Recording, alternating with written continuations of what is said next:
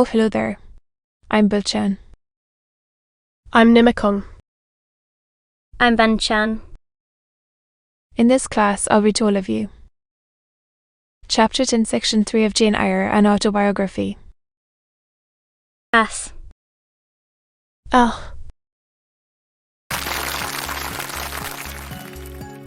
Jane Eyre, an Autobiography.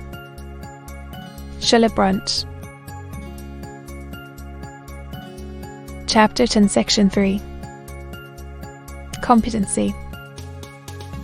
A situation can be offered her where there is but one pupil. A little girl, under 10 years of age, and where the salary is £30 per annum.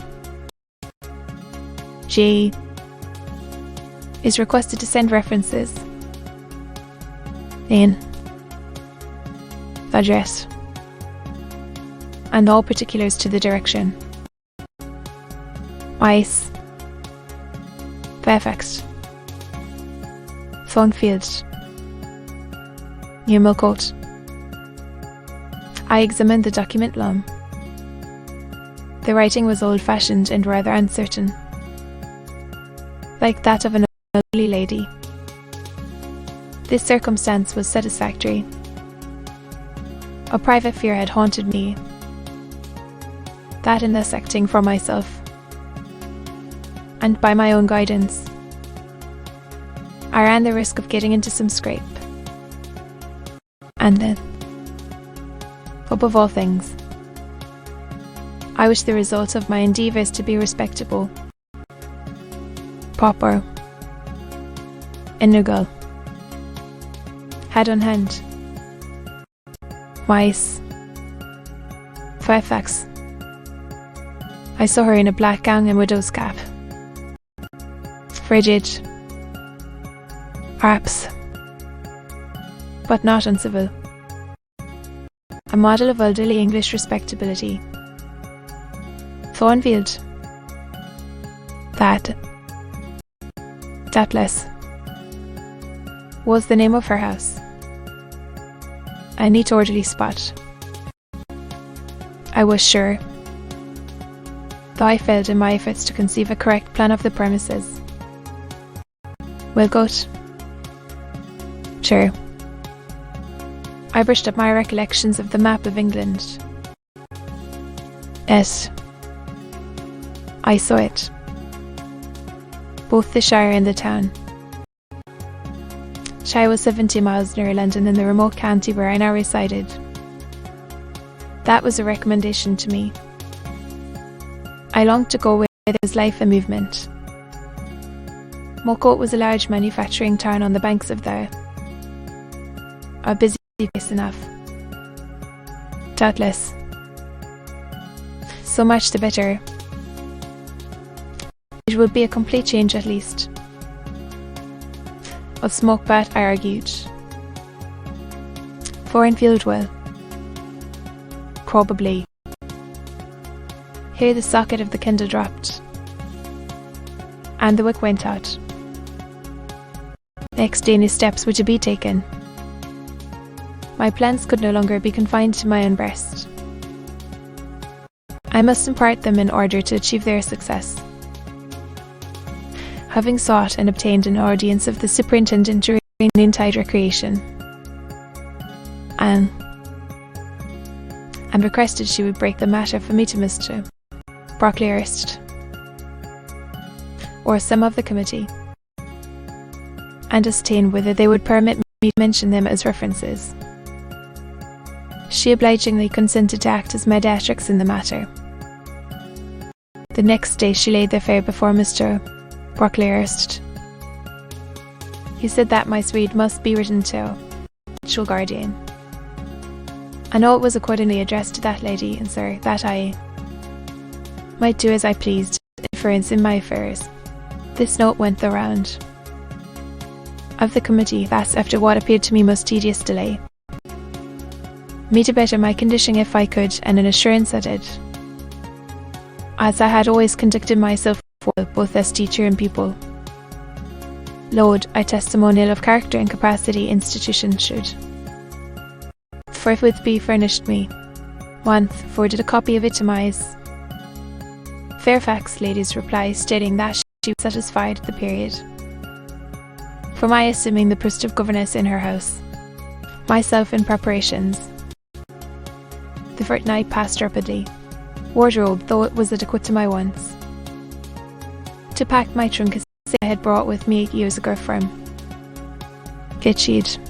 The box was corded, the card nailed on. To call for it to take it to Aloud and prepare at an early hour the next morning. To meet the coach. Brushed my black stiff travelling dress, prepared my bonnet. Gloves and muff sought in all my drawers to see that no article was left behind, now having nothing more to do. I sat down and tried to rest. I could not, though I had been on foot all day, not an hour pause an instant. I was too much excited. My life was closing tonight a new one. Opening tomorrow. In the interval, I must watch feverishly while the change was being accomplished, said a servant who met me in the lobby, troubled. Spirit the courier, no doubt, I thought without query.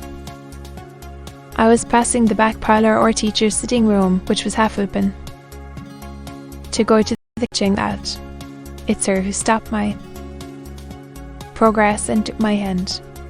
I looked attired like a well-dressed servant. Matronly, yet still young, very good-looking, with black hair, and eyes and lively complexion. Well asked, face in with a smile I half recognised, quite forgotten me. I think her rapturously, Bessie, that was all I said. She half laughed, half cried, and we both went into the parlour. By the fire stood a little fellow of 3 years old and trousers. That is my little boy, said Bessie directly. Then you are married. It's nearly 5 years since to Robert living. The coachman, a little go besides Bubby there, I live at the lodge. Well, and how do they all get on? Tell me everything about them, Bessie. But sit down first. And Bubby, neat, will you? But Bubby preferred sidling over to his mother.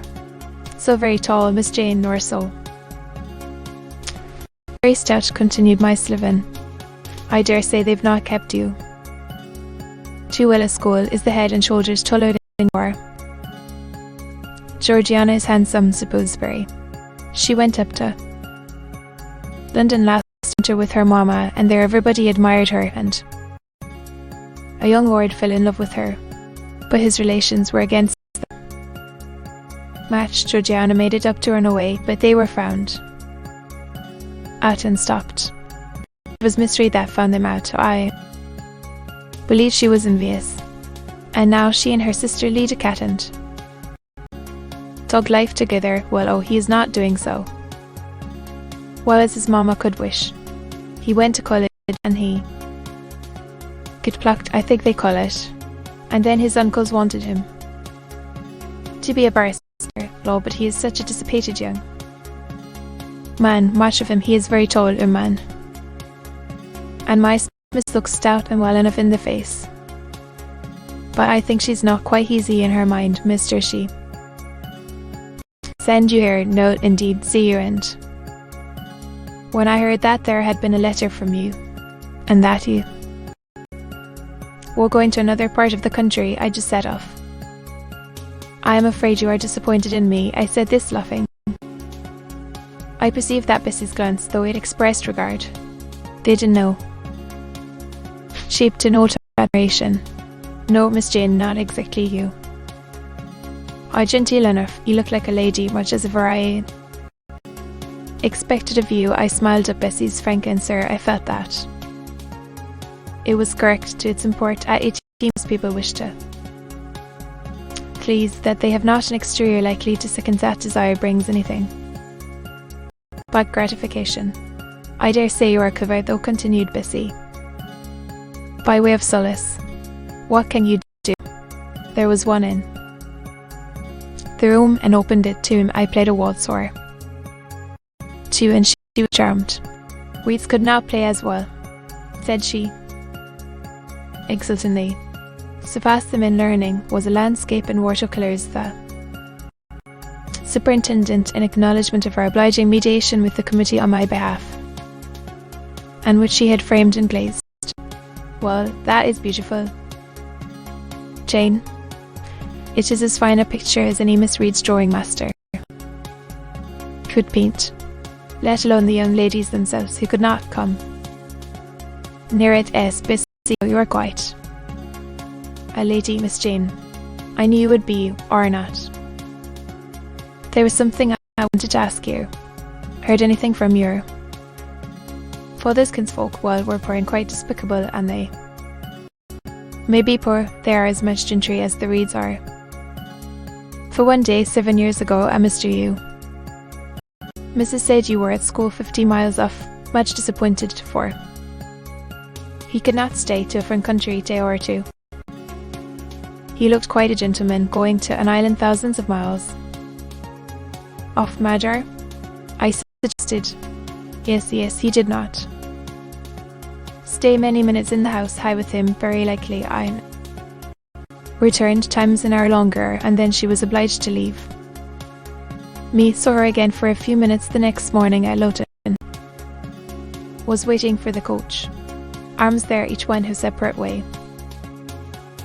Of Aloud felt the conveyance which was to take her back to Hitchid.